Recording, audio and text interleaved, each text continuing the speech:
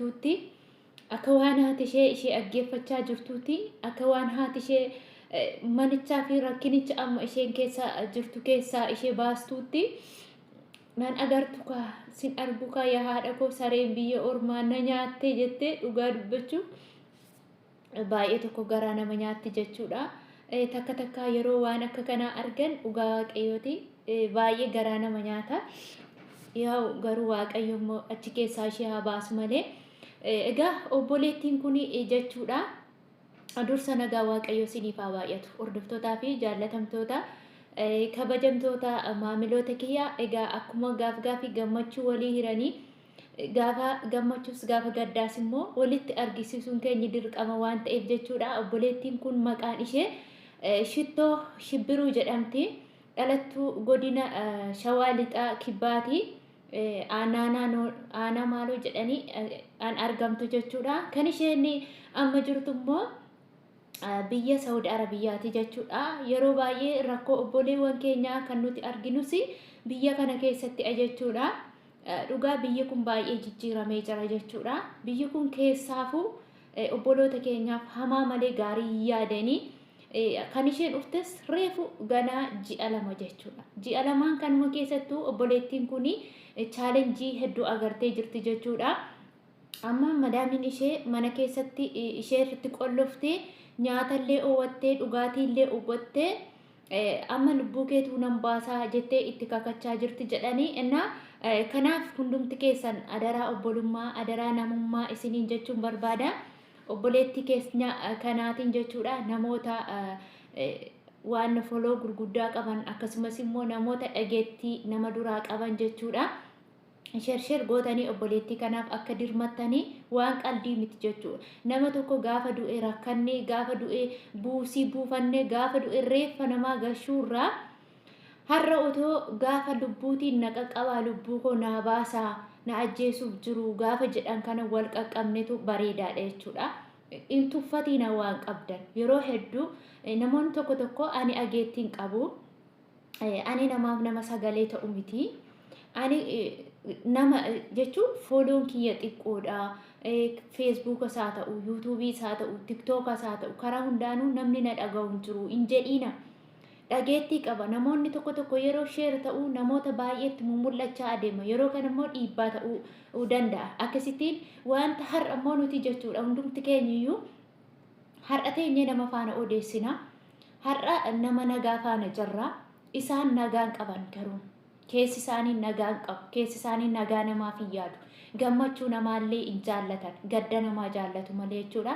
Akkuma dafqa keenya xuuxanii fixan dhiiga keenyallee xuuxuu fixu waan ta'eef gaarummaan qabu biyya kana keessatti special keessumaa ijoollee keenya keessaafuu ijoollee afaan xiqqoo afaan isaan dhibuu fi ijoollee reefu haaraa dhufan kana baay'ee dararamaa jiru jechuudha. Innuu namoonni as bahanii dubbatatan jiru namoonni immoo kan bilbila dhoowwatanii kan waayifaayi dhoowwatanii kan immoo dubbatachuu hin dandeenye kan sagaleen isaanii eessa buuteen isaanii hin jirre immoo lakkoofsan qabu jechuudha. Kanaaf obboleewwan keenya otoo lubbuun jirruuti waliif haa birmannu. Akkasumas immoo wanta ani isinitti himuu danda'u jechuudha. Biyya kana keessaa seeratu jira.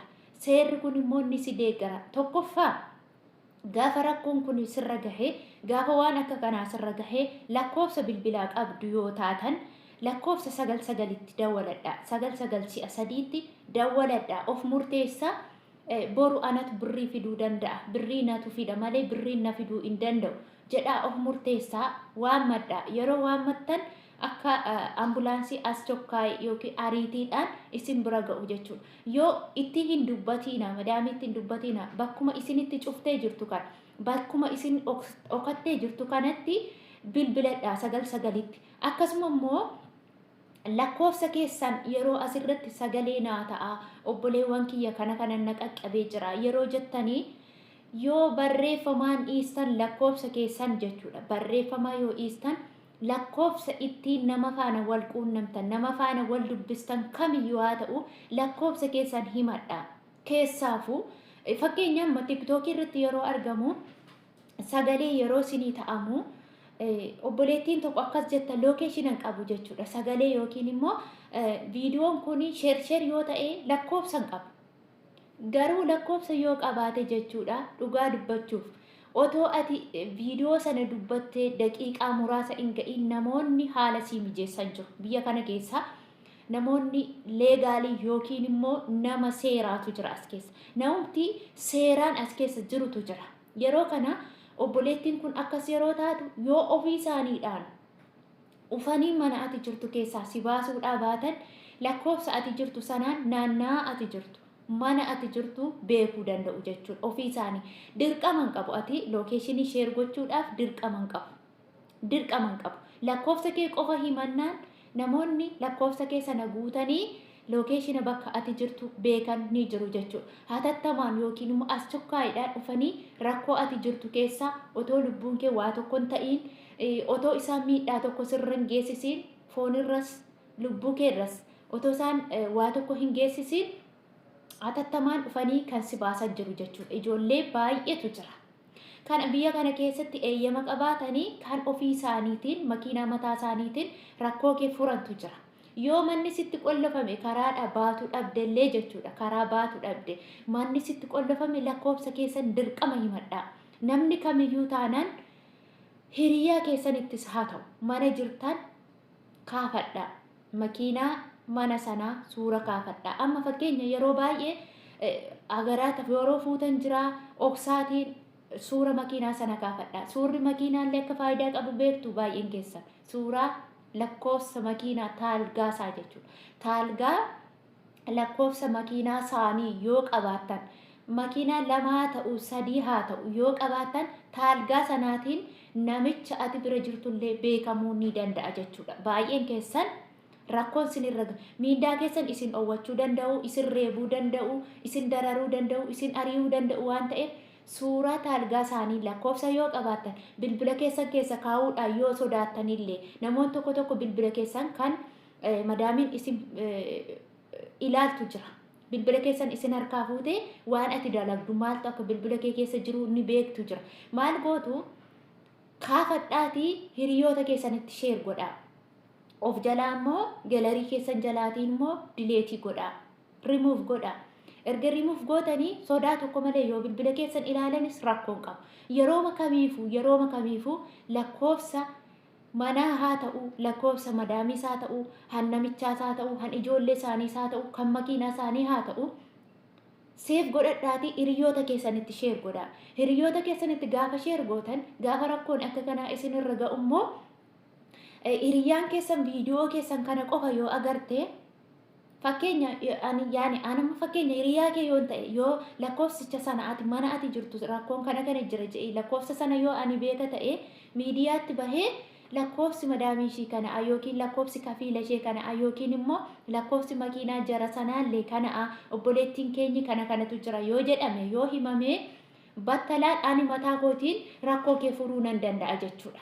Nama rakkoo keessan furutu jira jechuudha. Namoonni riileeshinii baasii adda addaa walitti qaban walitti dhufeenya yookiin waliin dhaqanii walitti dhufanii waa dubbatanii furmaata ijoollee keenyaaf furan jira jechuudha. Kanaaf iyyuu obboleettii keenya kanaaf sagalee ta'a. Hundumti keessan viidiyoo laayik godhaatii sheer godhaatii obboleewwan keessan waan qabdanitti waan irraa qabdan miidiyaa qabdan kamirrattu sheer ishiifi godhaa. Akkasuma immoo gaafa duune wal gargaaruu har'a jiraatti wal gargaaruu nu wayya jechuudha. Du'aa gashuurra fayyaa gashuu nu wayya. Obboleettii keenya waaqayyo mana isheen amma jirturraa rakkina isheen amma jirtu kana keessa waaqayyo ishii baasu. Isin immoo gahee keessan bahadha. Gahee obbolummaa gahee oromummaa keessanii bahadha isiniin jedha. Akkasuma namoota beektanitti sheer godhaa fi namoonni keessaan obboleettii kana beektanillee akka isheen keessaan lakkoofsa isiniif ergitullee yaalii godhaa isiniin jechuun barbaada obboleewwan kiyya. Egaa waan hundumaafuu waaqayyo isin haa eegu lafa jirtanitti ayyaanni waaqayyo waan akkasii hamoota akkasii jalloota akkasii irraa isin haa qabu. Obboleettii kanaaf dirmadhaa isiniin jedha. Yaada dogoggoraa yookiin waan yaada qeeqaa yoo qabaatan immoo naaf golchaa isiniin jedha. Nagaanaa ta'a baay'ee isin jaaladha baay'ee isin kabajaa turtii gaarii isiniif haa ta'u.